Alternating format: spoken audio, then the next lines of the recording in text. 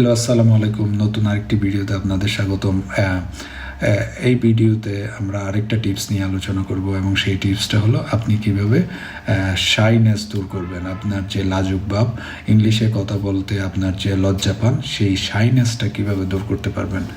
So এক number যে টিপসটা হলো আপনার অবশ্যই মনে রাখতে হবে সবাই কোনো না কোনো জায়গা থেকে শুরু করে, কেউই পারফেক্ট নয়, ঠিক আছে। 2 নাম্বার যে টিপসটা আমি দিতে পারি, আপনি গ্রামারে ফোকাস না করে আপনি এইটার মিনিংয়ে ফোকাস করেন, ঠিক আছে।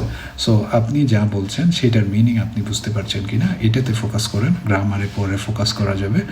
3 নাম্বার যে টিপসটা আমি দিতে পারি, সো আপনি যতটা যেভাবে চিন্তা করছেন মানুষ আসলে ওইভাবে জাজ নাও করতে পারে, ঠিক আছে।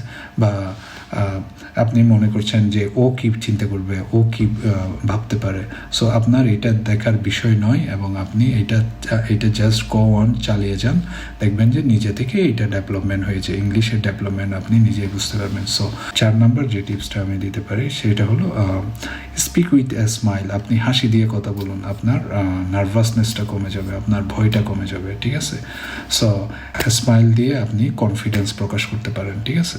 5 নাম্বার যে টিপসটা দিব আমি, সেই টিপসটা হলো আপনি যতই বলতে থাকবেন ততই আপনার শাইনেস চলে যাবে, লাজুক ভাব চলে যাবে। তাহলে আপনার যেটা করতে হবে, অবশ্যই আপনার অ্যাকশন নিতে হবে, অবশ্যই আপনাকে কথা কন্টিনিউয়াস বলে যেতে হবে, ঠিক আছে।